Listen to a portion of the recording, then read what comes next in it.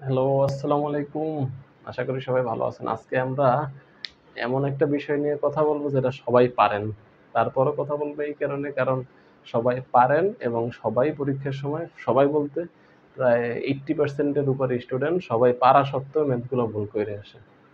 এটা আমি আমার যতগুলো স্টুডেন্ট পড়াইছি ম্যাক্সিমামের প্রথম এই সমস্যাটা দেখতাম। পরে অবশ্য বইলা দিলে তাও পরীক্ষার সময় দেখতাম ভুল করে আসছে। তো এটা আপনার যাতে ভুল না হয় একটু বইলা দিই যে আরএমএস বেগ বা বর্গমূল গড় বর্গবেগ, বর্গমূল গড় বর্গবেগ এটারে আরএমএস দিয়ে প্রকাশ করা হয়। আরএমএস মানে হচ্ছে রুট মিনস আর হচ্ছে স্কোয়ার। আরএমএস বেগ এর সূত্র হচ্ছে কি three R three R T divided by হচ্ছে এম। সূত্র সবাই জানেন, সবাই সবকিছুই বসান, জাস্ট হচ্ছে কি পরীক্ষার সময় ভুল করে আসেন। কোথায় ভুল করেন সেটাই বলে। এখানে আর এর ভ্যালু বসাবেন হচ্ছে 8.314 জুল পার মোল পার কেলভিন। এটাও সবাই ঠিকই বসান। টি বসাইবেন অবশ্যই আমাদের হচ্ছে কেলভিন, কেলভিনে।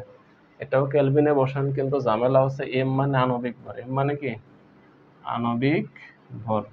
আণবিক ভরটা বসাইতে হইবে কেজিতে। কিসে বসাইতে হইবে? কেজিতে। কারণ এসআই এককে যেহেতু সবগুলো বসাইতেছি, তার মানে ভরের এসআই একক কেজি, কেজিতেই বসানো লাগবে। কিন্তু ম্যাক্সিমামে আণবিক ভর আমরা গ্রাম দিয়ে মুখস্থ করি। যেমন আমি যদি বলি অক্সিজেনের আণবিক ভর কর, তো আপনি বলবেন 32 গ্রাম। তো এই গ্রাম দিয়ে পড়তে পড়তে আমাদের এইটাই অভ্যস্ত হয়ে যায়। পরে হচ্ছে এম এর মানটা আমরা তাড়াহুড়োর কারণে গ্রামে বসাই দিয়ে আসি, কিন্তু গ্রামে বসাই দিলে আনসার ভুল আসবে। এটা এম এর মান অবশ্যই কিসে বসানো লাগবে? কেজিতে। এটা ম্যাক্সিমামে ভুল করে। তো আপনার যাতে ভুল না হয় এটাই বললাম আর কি। তো এটা দিয়ে একটা ম্যাথ করাই দেবো। এর আগে আর একটা জিনিস দেখি। এটা হচ্ছে আরএমএস বেগ বা বর্গমূল গড় বর্গ বেগ নির্ণয় করা। আর একটা আছে সম্ভাব্য বেগ। সম্ভাব্য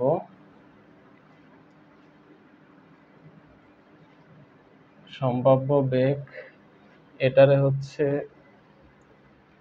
শুধু সি দ্বারা প্রকাশ করা হয়। সি ইজ ইকুয়াল টু লেখা যায় রুট ওভার অফ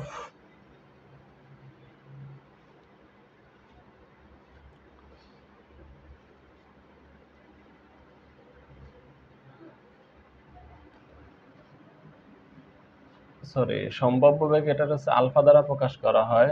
যেটা দিয়ে প্রকাশ করেন এটা সমস্যা নাই। আর এটা হবে হচ্ছে আমাদের 2RT/m। এটারে বলা হয় কি 2RT ডিভাইডেড বাই এম।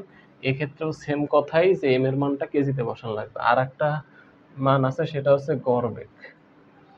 গড় বেগ এটারে হচ্ছে সি বার দ্বারা প্রকাশ করা হয়। সি বার এটা ইজ ইকুয়াল টু হবে কি root over of 8RT divided by pi M. 8RT divided by কি হবে? Pi M. তো এই সূত্রগুলো থেকে অত ম্যাথ আসে না, তবে কলেজের কোশ্চেনগুলো দেখলাম কিছু আসছে, যেমন হচ্ছে কোশ্চেনটা একটু কঠিন করার জন্য দিয়ে দেয়। আপনারা এই সূত্র কয়টা মনে রাখতে পারেন, তবে মেইনলি এটা দিয়েই প্রতি বছরই কোশ্চেন হয়। আচ্ছা, একটা ম্যাথ করি।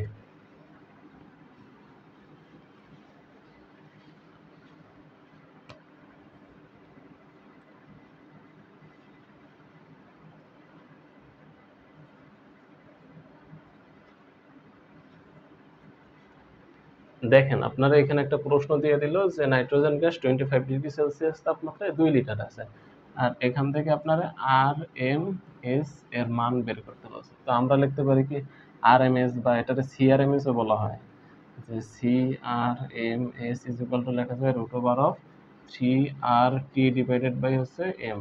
এখন দেখেন আর এর ভ্যালু কত, ওই যে লেখাই আছে।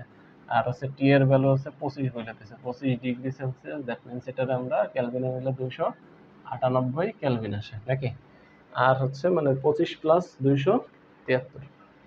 আর হচ্ছে নাইট্রোজেনের আণবিক ভর কত হবে? নাইট্রোজেনের আণবিক ভর হচ্ছে 28 গ্রাম। কত?